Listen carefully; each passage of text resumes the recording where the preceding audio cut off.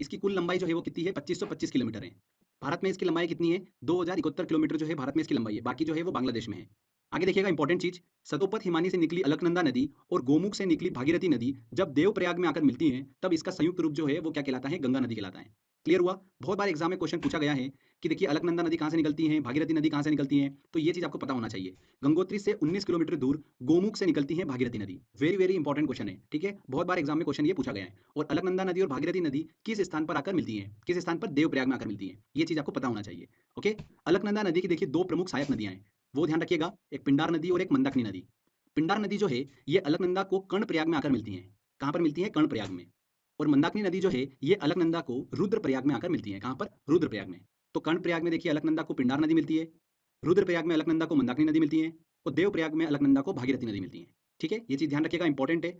साथ ही धौलीगंगा जो है वो अलकनंदा को विष्णुप्रयाग में आकर मिलती है।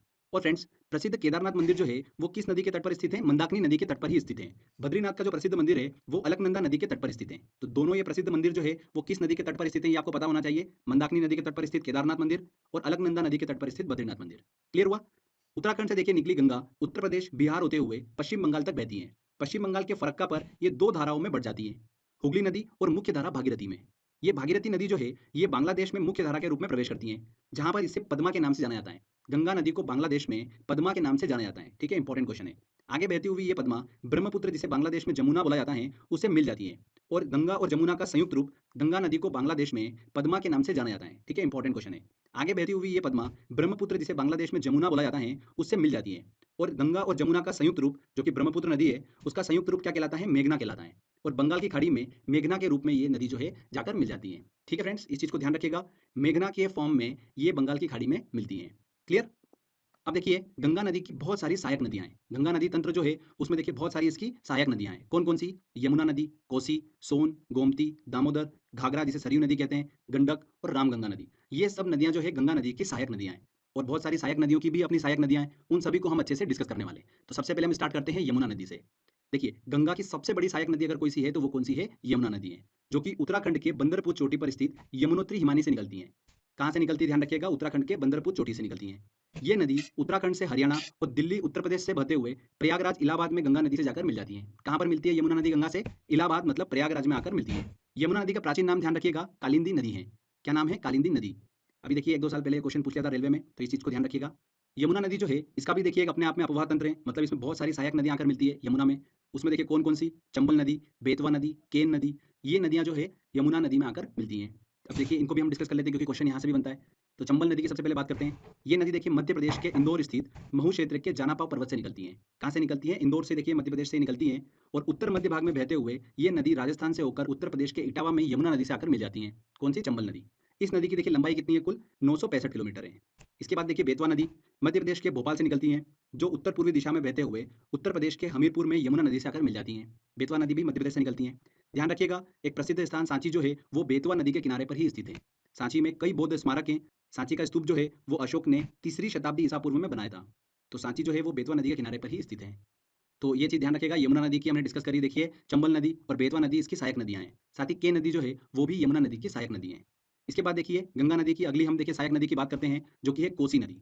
कोसी नदी जो है ये नेपाल में हिमालय से निकलती हैं और आगे बढ़ते हुए बिहार में प्रवेश करती हैं। ये नदी प्राय अपना मार्ग जो है बदलने के कारण चर्चा में रहती है। इसमें आने वाली बाढ़ से बिहार में मैक्सिमम टाइम पर तबाही जो है वो देखने को मिलती है। इसलिए इस नदी को बिहार का शोक भी कहा जाता है। बिहार का शोक किसे कहा जाता है, कोसी नदी को कहा जाता है। और अपने मार्ग परिवर्तन करने की वजह से बहुत ज़्यादा चर्चा में रहती है कोसी नदी। ये नदी बिहार के कटिहार में गंगा नदी से आकर मिल जाती है। तो कोसी नदी को हमने डिस्कस करा, ध्यान रखिएगा। इसके बाद बात करते हैं देखिए दामोदर नदी की, जो कि गंगा नदी की सहायक नदी है।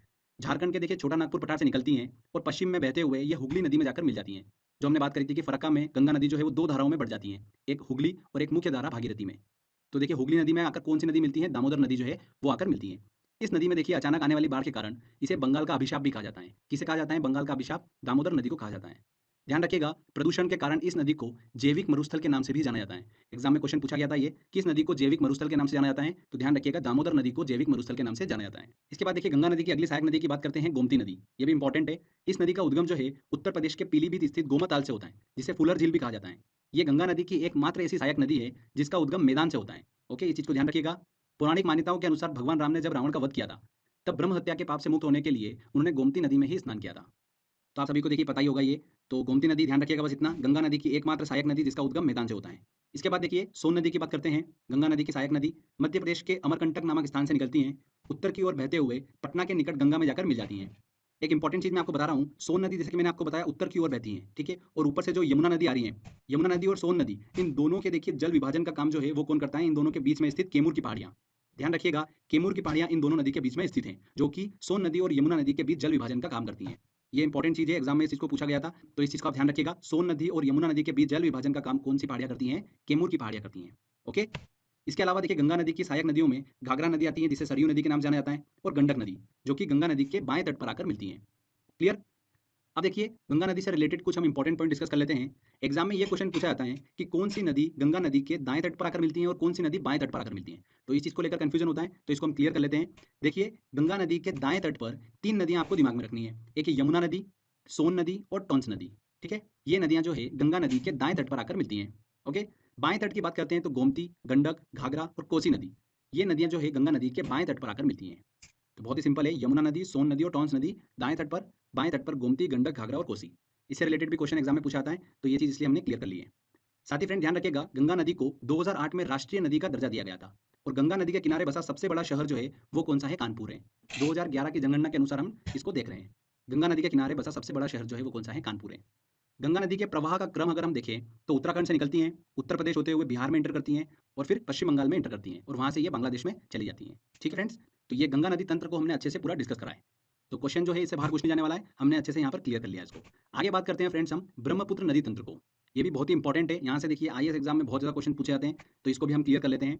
ब्रह्मपुत्र नदी जो है ये नदी तिब्बत, भारत और बांग्लादेश से होकर बहती है। ये नदी तिब्बत के मानसरोवर झील के निकट से निकलती हैं। ध्यान रखिएगा, ब्रह्मपुत्र, सतलज और सिंधु नदियाँ, ये नदियाँ जो है तिब्बत के मानसरोवर के आसपास से ही निकलती हैं। ठीक है, तिब्बत से निकलने वाली इस नदी को तिब्बत में यरलुंग जंगबो के नाम से जाना जाता है। किस नाम से जाना जाता है? यरलुंग जंगबो के नाम से जाना जाता है। साथ ही इसे तिब्बत में सांगपो के नाम से भी जाना जाता है। दोनों नाम ध्यान रखिएगा, यरलुंग जंगबो और सांगपो के नाम से जाना जाता है ब्रह्मपुत्र नदी को तिब्बत में। जब ये नदी भारत के असम घाटी में प्रवेश करती है तब इसे यहाँ पर ब्रह्मपुत्र के नाम से जाना जाता है। साथ ही ब्रह्मपुत्र नदी को अरुणाचल प्रदेश में दिहांग के नाम से जाना जाता है। जब ये नदी असम घाटी में बहते हुए बांग्लादेश में प्रवेश करती हैं तब इसे वहाँ पर जमुना के नाम से जाना जाता है। देखिए तिब्बत में इसे यरलुंग जंगबो और सांगपो के नाम से जाना जाता है। भारत में देखिए तिब्बत में इसे यरलुंग जंगबो और सांगपो के नाम से जाना जाता है। भारत में इसे देखिए अरुणाचल प्रदेश में दिहांग के नाम से जाना जाता है। और जब ये बांग्लादेश में एंटर करती हैं तब इसे जमुना के नाम से जाना जाता है। ठीक है, बांग्लादेश में इसे जमुना के नाम से जाना जाता है। बांग्लादेश में देखिए ये नदी जो है गंगा नदी मतलब पद्मा नदी के साथ में मिल जाती हैं, और गंगा ब्रह्मपुत्र संयुक्त रूप से मेघना के नाम से आगे बढ़ती हैं, और विश्व का सबसे बड़ा नदी डेल्टा जो है सुंदरवन डेल्टा का निर्माण करते हुए बंगाल की खाड़ी में जाकर मिल जाती हैं। ठीक है फ्रेंड्स, वेरी वेरी इंपॉर्टेंट है, विश्व का सबसे बड़ा नदी डेल्टा जो है कौन निर्माण करती हैं? गंगा और ब्रह्मपुत्र नदी करती हैं, जिसे सुंदरवन डेल्टा कहते हैं। और लास्ट में ये मेघना नदी जो है बंगाल की खाड़ी में जाकर मिल जाती हैं। क्लियर हुआ आपको? ब्रह्मपुत्र नदी की देखिए सहायक नदियों की बात करते हैं, तो जितना मैं आपको बता रहा हूँ सारी इंपॉर्टेंट है, एक भी मत छोड़िएगा। हर एक सहायक नदी से रिलेटेड एग्जाम में क्वेश्चन पूछा जा चुका है। तिस्ता नदी ब्रह्मपुत्र की देखिए सहायक नदी है। कहाँ से निकलती है? सिक्किम से निकलती है। सुवनसिरी नदी, कमेंग नदी, मानस नदी, दिबांग नदी, लोहित, बराक और कपिली नदी, ये जितनी भी नदियां हैं ये ब्रह्मपुत्र की सहायक नदियां हैं। सारे नाम आपके दिमाग में सेट हो जाना चाहिए। तिस्ता, सुवनसिरी, कमेंग, मानस, दिबांग, लोहित, बराक और कपिली, ये सारी नदियां जो है ब्रह्मपुत्र की सहायक नदियां हैं। इसमें तिस्ता, सुवनसिरी, कमेंग, मानस और दिबांग नदी जो है वो दाएं तट से आकर मिलती है, और लोहित, बराक और दिबांग नदी जो है वो बाएं तट से आकर ब्रह्मपुत्र से मिलती है। ओके, कुछ इंपॉर्टेंट पॉइंट डिस्कस कर लेते हैं। तिस्ता नदी का उद्गम कहाँ से होता है? सिक्किम से होता है। पश्चिम बंगाल से होते हुए बांग्लादेश में प्रवेश करती हैं और वहाँ ब्रह्मपुत्र से जाकर मिल जाती हैं। लोहित नदी जो है इसे खून की नदी के नाम से भी जाना जाता है। किस नदी को खून की नदी के नाम से जाना जाता है? लोहित नदी को। बराक नदी जो है ये मणिपुर की पहाड़ियों से निकलती हैं, मणिपुर से होते हुए मिजोरम में एंटर करती हैं, असम होते हुए ये बांग्लादेश में प्रवेश करती हैं, और मेघना नदी में जाकर मिल जाती हैं। बराक नदी जो है अरुणाचल प्रदेश में एंटर नहीं करती हैं। ये चीज़ आप जरूर ध्यान रखिएगा। ब्रह्मपुत्र नदी जो है गंगा नदी के साथ मिलकर विश्व के सबसे बड़े नदी डेल्टा सुंदरवन डेल्टा का निर्माण करती है, जैसा कि हम डिस्कस कर चुके हैं। ब्रह्मपुत्र नदी में ही विश्व का सबसे बड़ा नदी द्वीप, वर्ल्ड लार्जेस्ट रिवर आइलैंड जो है माजुली, वो स्थित है। कहाँ पर? असम में। माजुली जो है वो विश्व का सबसे बड़ा नदी द्वीप है, ब्रह्मपुत्र नदी में स्थित है। ठीक है, असम में। ये चीज़ आप ध्यान रखिएगा। तो ये ब्रह्मपुत्र नदी तंत्र को हमने अच्छे से डिस्कस करा है। इसमें ब्रह्मपुत्र की सहायक नदियां जो मैंने आपको बताई है वो आप बिल्कुल ध्यान रखिएगा, वहाँ से एग्जाम में देखिए बहुत क्वेश्चन पूछे जाते हैं। तो फ्रेंड्स ये देखिए हमने अच्छे से हिमालयी नदी तंत्र को डिस्कस करा, जिसमें हमने सिंधु नदी तंत्र, गंगा नदी तंत्र और ब्रह्मपुत्र नदी तंत्र को अच्छे से डिस्कस करा है। क्लियर? इसके बाद देखिए आगे हम बात करते हैं प्रायद्वीपीय नदी तंत्र की, मतलब दक्षिण भारत की नदियों की। तो हिमालयी नदी तंत्र की तुलना में प्रायद्वीपीय नदी तंत्र जो है वो बहुत अधिक पुराना है। तो ऐसा मत समझिएगा कि हिमालयी नदी तंत्र बहुत अधिक पुराना है। प्रायद्वीपीय नदी तंत्र जो है वो सबसे ज़्यादा पुराना है। ठीक है, दक्षिण भारत की नदियां जो है वो प्राय वृक्षनुमा अपवाह तंत्र का निर्माण करती हैं। किस तरीके का अपवाह तंत्र का निर्माण करती हैं? वृक्षनुमा अपवाह तंत्र का निर्माण करती हैं दक्षिण भारत की नदियां। प्रायद्वीपीय नदियों के अपवाह तंत्र में हम देखिए कौन कौन सी नदियों को डिस्कस करेंगे। नर्मदा नदी, ताप्ती नदी, माही नदी, गोदावरी, कृष्णा, कावेरी और महानदी को अच्छे से हम डिस्कस करने वाले हैं। इसमें देखिए नर्मदा, ताप्ती और माही नदी जो है वो अरब सागर में गिरती है, पश्चिम की ओर बहते हुए अरब सागर में गिरती है। जबकि गोदावरी, कृष्णा, कावेरी और महानदी जो है ये बंगाल की खाड़ी में गिरती है। चलिए सबसे पहले हम अरब सागर में गिरने वाली नदियों की बात करते हैं, जिसमें सबसे पहले आती है नर्मदा नदी। वेरी वेरी इंपॉर्टेंट है। मध्य प्रदेश के अमरकंटक से इसकी उत्पत्ति होती है। पश्चिम की ओर बहते हुए 1312 किलोमीटर की दूरी तय करने के बाद में ये खंबात की खाड़ी में जाकर मिल जाती है। खंबात की खाड़ी मतलब अरब सागर में जाकर ये मिल जाती है। देखिए नर्मदा नदी के उत्तर में पड़ता है विंध्याचल पर्वत और दक्षिण में पड़ता है सतपुड़ा पर्वत। और इन दोनों पर्वतों के बीच में ब्रंश घाटी मतलब रिफ्ट वैली से होते हुए बहती है नर्मदा नदी। इस चीज को ध्यान रखिएगा, रिफ्ट वैली से होते हुए बहती है नर्मदा नदी। ओके, ब्रंश घाटी से होते हुए बहती है नर्मदा नदी। यह नदी मध्य प्रदेश की सबसे बड़ी नदी है। सबसे लंबी नदी कौन सी है मध्य प्रदेश की? नर्मदा नदी है। इसे मध्य प्रदेश की जीवन रेखा कहा जाता है। नर्मदा नदी की सहायक नदियों की बात करें तो उसमें आती है ओरसंग, तवा नदी जो कि बहुत ज्यादा फेमस है, शेर नदी, ये सभी नर्मदा नदी की सहायक नदियां हैं। ध्यान रखिएगा अमरकंटक से दो नदियां निकलती हैं, एक नर्मदा नदी और एक सोन नदी। सोन नदी हमने पहले डिस्कस करा था जो कि गंगा नदी में जाकर मिल जाती है पटना के पास में। नर्मदा नदी निकलती है जो कि ब्रंश घाटी से बहते हुए खंबात की खाड़ी में जाकर मिल जाती है। ओके, इसके बाद देखिए हम बात करते हैं अब ताप्ती नदी की, जो कि मध्य प्रदेश के बैतूल जिले के निकट सतपुड़ा पहाड़ियों से निकलती है। और ये नदी मध्य प्रदेश, महाराष्ट्र, गुजरात से प्रवाहित होते हुए अरब सागर में जाकर मिल जाती हैं।